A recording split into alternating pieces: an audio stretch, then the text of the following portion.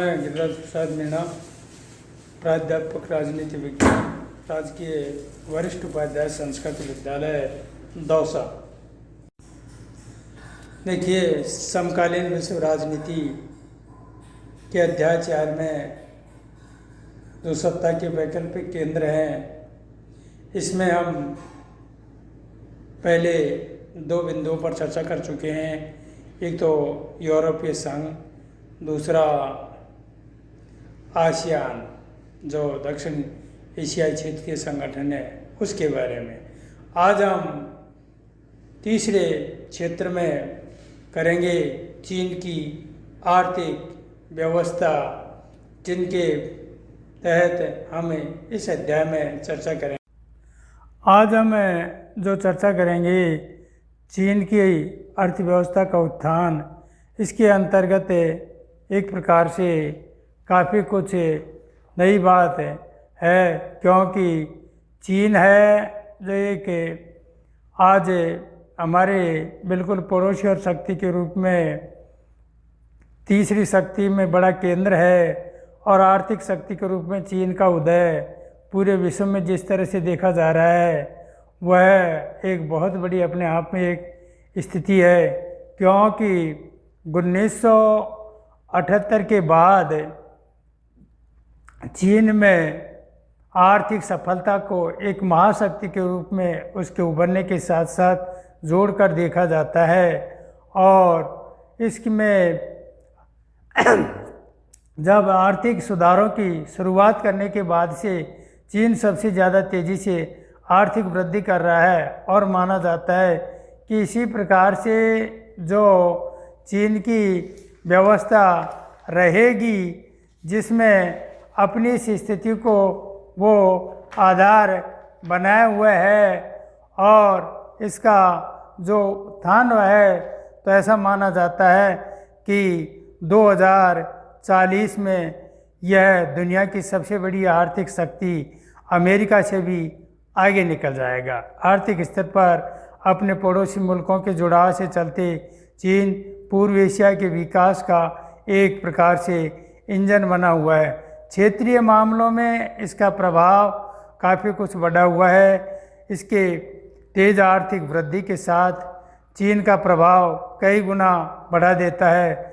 जब 1949 में माओ के नेतृत्व में साम्यवादी क्रांति के बाद चीन जनवादी गणराज्य की स्थापना के समय वहाँ अपनी आर्थिक सोवियत संघ के जो स्थिति थी, सोवियत संघ की जो स्थिति मॉडल पर आधारित थी, आर्थिक रूप से पिछड़े हुए साम्यवादी चीन ने पूंजीवादी दुनिया से अपना रिश्ता बिल्कुल तोड़ लिया, और उसके पास जो खुद के जो संसाधन थे, उनसे गुजारा करने के अलावा चीन के पास कोई आधार नहीं था। उसे थोड़े समय तक सोवियत ज़रूर उसे मदद और सलाह देता रहा। इससे विकास को जो मॉडल अपनाया, उसने खेती से पूंजी निकालकर सरकारी नियंत्रण में बड़े उद्योग खड़े करने पर जोर दिए थे। ये सबसे बड़ी वो थी, सोवियत मदद और सलाह से मिली आधार से विकास का जो मॉडल तैयार किया, और खेती से पूंजी निकालकर सरकारी नियंत्रण में बड़े उद्योग खड़े करने पर जोर दिया था, जिसके पास विदेशी बाज़ारों से तकनीकी और के लिए विदेशी मुद्रा की भी कमी थी।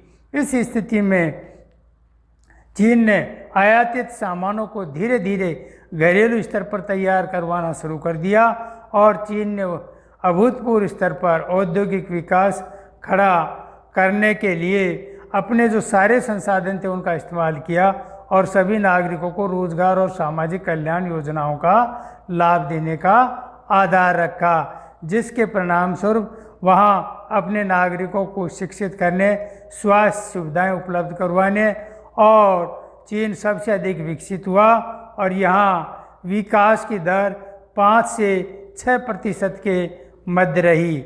1970 के दशक में कुछ बड़े नीतिगत निर्णय भी लिए, जो चीन ने 1972 में अमेरिका से जो संबंध बनाए थे, उन संबंधों के तहत ही अमेरिका से आर्थिक एकांतवास को ख़त्म किया और 1973 में जो प्रधानमंत्री चाउ एन लाई ने कृषि, उद्योग, सेना और विज्ञान प्रौद्योगिकी के क्षेत्र में आधुनिकीकरण के 4 प्रस्ताव रखे थे।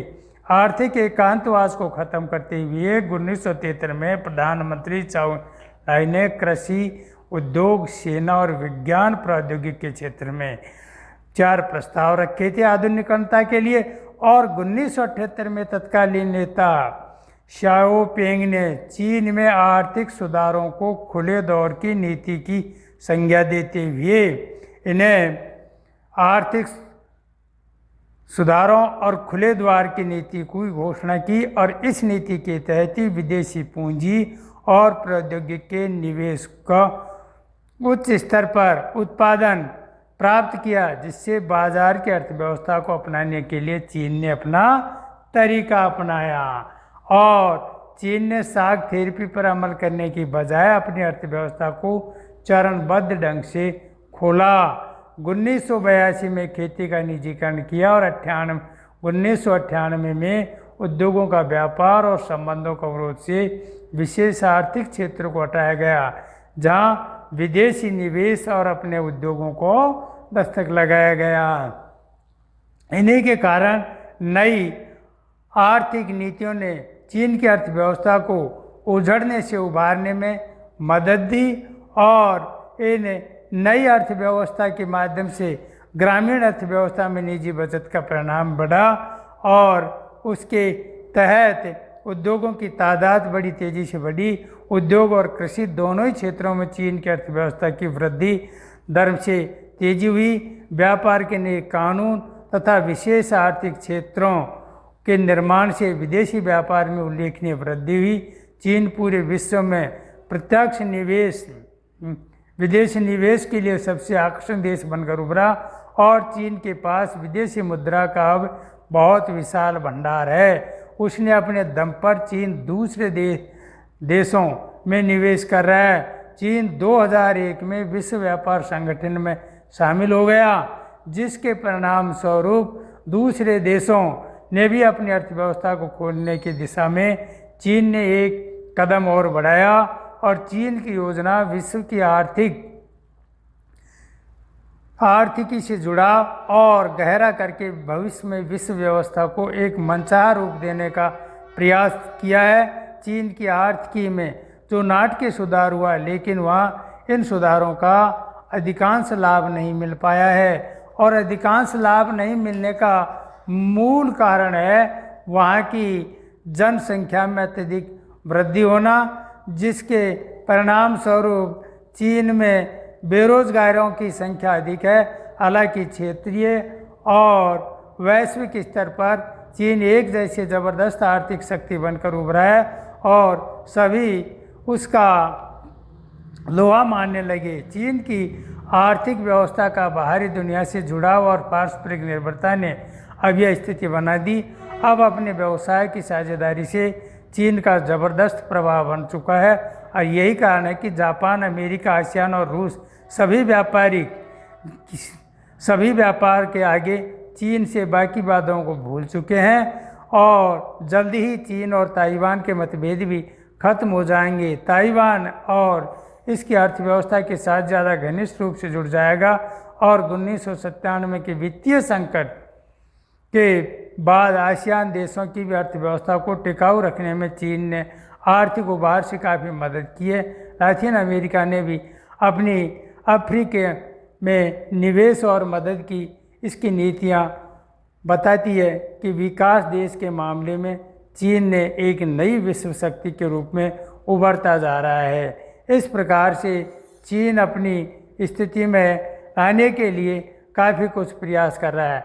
अब चीन के साथ हमारे भारत के संबंध, क्यों भारत का चीन बिल्कुल पड़ोसी राष्ट्र है और भारत पश्चिमी साम्राज्यवाद के उदय और चीनी साम्राज्य एशिया की महाशक्ति थे, तो चीन का अपने आसपास के इलाकों पर काफ़ी प्रभाव रहा है और आसपास छोटे देश इसके प्रभुत्व को मानकर कुछ नजराना देकर चैन से रहा करते थे। चीनी राजवंशों ने लंबे समय तक शासन में मंगोलिया, कोरिया, हिंद चीन ऐसे क्षेत्रों में भी अपना शासन कायम रखा है।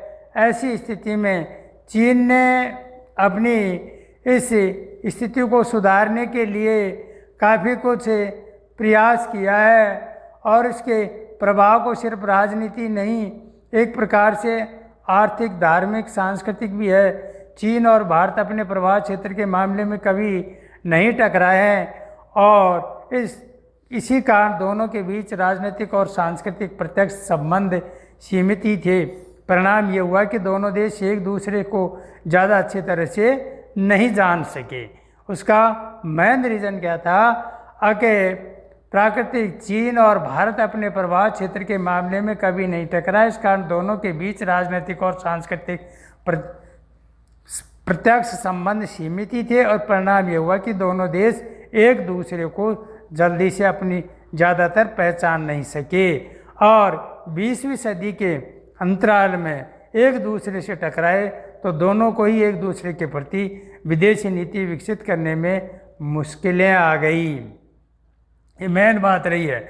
और आज़ादी के पश्चात 1950 में चीन द्वारा तिब्बत को हड़पने तथा भारत चीन सीमा पर बस्तियां बनाने के फैसले से दोनों देशों के बीच संबंध एकदम गड़बड़ा गए। अर्थात 1950 में चीन द्वारा तिब्बत को तो हड़प लिया गया और भारतीय सीमा पर भारत चीन की जो सीमा है वहाँ चीन अपनी बस्तियां बसाने लग गया, जिसके परिणाम स्वरूप भारत और चीन के संबंधों में कटुता आ गई। ये कटुता आने का मेन कारण यहाँ से रहा है। भारत और चीन दोनों देश अरुणाचल प्रदेश के कुछ इलाकों और लद्दाख के अक्साई चीन क्षेत्र पर भी प्रतिस्पर्धी दावों के चलते रहे और 1962 में दोनों के बीच में युद्ध हुआ। हालांकि 1962 के युद्ध में भारत को असफलता मिली चीन के सामने, लेकिन इस युद्ध के पश्चात यहाँ कुछ सुधारों के लिए चीन भारत के साथ संबंध सुधारने के लिए विवादग्रस्त मामलों को छोड़ने को तैयार हो गया और 1981 में सीमा विवादों को दूर करने के लिए वार्ताओं की श्रृंखलाओं का दौर शुरू हुआ। शीत युद्ध की समाप्ति के बाद से भारत चीन संबंधों में महत्वपूर्ण बदलाव आया है। अब इनके संबंध में रणनीति भी नहीं, आर्थिक पहलू भी है, क्योंकि दोनों ही खुद को विश्व राजनीति की उभरती हुई शक्ति मानते हैं और दोनों ही एशिया की अर्थव्यवस्था और राजनीति में अपनी महत्वपूर्ण भूमिका निभाते हैं। दिसंबर 1988 में राजीव गांधी द्वारा चीन का जो दौरा किया गया था उससे भारत चीन संबंध सुधारने का भी प्रयास किया गया है और उसके बाद में दोनों ही देशों ने टकराव टालने और सीमा पर शांति यथास्थिति बनाए रखने के उपायों की शुरुआत की है। दोनों देशों ने सांस्कृतिक आदान प्रदान, विज्ञान और तकनीकी क्षेत्र में परस्पर सहयोग और व्यापार के लिए सीमा पर 4 पोस्ट खोलने के लिए भी समझौते किए हैं। 1999 में भारत और चीन के बीच व्यापार का 30% सालाना की दर से व्यापार भी बढ़ा है, जिससे दोनों के बीच विभेद पैदा हो सकते थे। जैसे मामले थे विदेशों में ऊर्जा सौदा हासिल करने का मसला, वैश्विक धरातल और भारत और चीन के विश्व व्यापार संगठन जैसे अंतर्राष्ट्रीय संगठन। ये कुछ ऐसी स्थितियाँ रही हैं जिनमें एक जैसी नीतियाँ अपनाई और 1998 में भारत के जो परमाणु परीक्षण किया था उसके चीन से खतरे को मद्देनजर रखते हुए उचित ठहराया था, लेकिन दोनों के बीच संपर्क कम नहीं हुआ। पाकिस्तान के परमाणु हथियारों कार्यक्रम में भी चीन को मददगार माना जाता है। बांग्लादेश और म्यांमार ने भी यहाँ जो चीन में जो वो किए थे अपने परमाणु हथियार, उनके मामले में भी इन देशों के अंतर्गत काफ़ी कुछ संपर्क रहा है और उसी के तहत परमाणु हथियारों में बांग्लादेश और म्यांमार ने चीनियों के सैनिक संबंधों को भी दक्षिण एशिया में भारतीय हितों के खिलाफ माना। इस पर कोई मुद्दा दोनों मुल्कों के बीच टकराव करने लायक नहीं रहा है। ऐसी स्थिति में फिर भी इन दोनों देशों के बीच में एक दूसरे के ज़्यादा करीबी से समझने लगे हैं। परिवहन और संचार मार्गों की बढ़ोतरी हुई है। दोनों के नेता नई दिल्ली और बीजिंग का दौरा भी करते हैं। वैश्विक सरोकार के कारण भारत और चीन के बीच संबंधों को ज़्यादा सकारात्मक तथा मजबूत बनाने की मदद मिली है। हालांकि हाल ही के समय दोनों देशों के बीच संबंधों में गिरावट आई है।